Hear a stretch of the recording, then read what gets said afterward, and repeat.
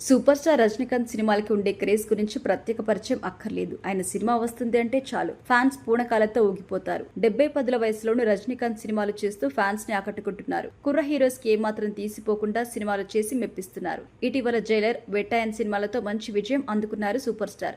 ఇప్పుడు జైలర్ 2 సినిమాలో నటిస్తున్నారు. అయితే నెల్సన్ దిలీప్ దర్శకత్వం వహిస్తున్న ఈ సినిమా షూటింగ్ జెట్ స్పీడ్ గా సాగుతోంది. ఇదిలా ఉంటే రజనీకాంత్ తో సినిమా చేయడం వల్ల నా జీవితం నాశనమైందని ఒక హీరోయిన్ షాకింగ్ కామెంట్స్ చేసింది. పైగా ఆమె చిన్న హీరోయిన్ కూడా కాదు.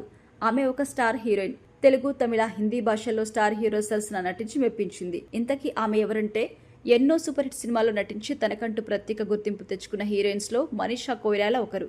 ఈ ముద్దుగుమ్మ గురించి ప్రత్యేక పరిచయం అక్కర్లేదు. ఎంతో మంది అభిమాన హీరోయిన్ ఈ ముద్దుగుమ్మ.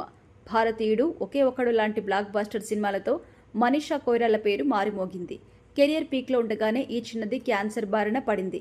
క్యాన్సర్తో పోరాడి జయించింది మనీషా. ఇప్పుడు ఆడదా పాడదా సినిమాలు చేస్తుంది ఈ ముద్దుగుమ్మ. అయితే తాజా ఇంటర్వ్యూలో మనీషా కొయిరాలా మాట్లాడుతూ ఆసక్తికరమైన కామెంట్స్ చేసింది.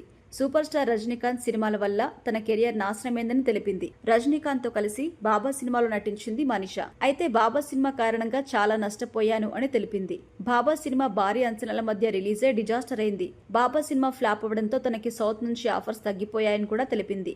బాబాకి ముందు సౌత్ నుంచి చాలా ఆఫర్స్ వచ్చాయి, కానీ బాబా తర్వాత ఆఫర్స్ రాలేదు అని తెలిపింది మనీషా కొయిరాలా. ఇప్పుడు ఈ కామెంట్స్ సోషల్ మీడియాలో వైరల్ అవుతున్నాయి.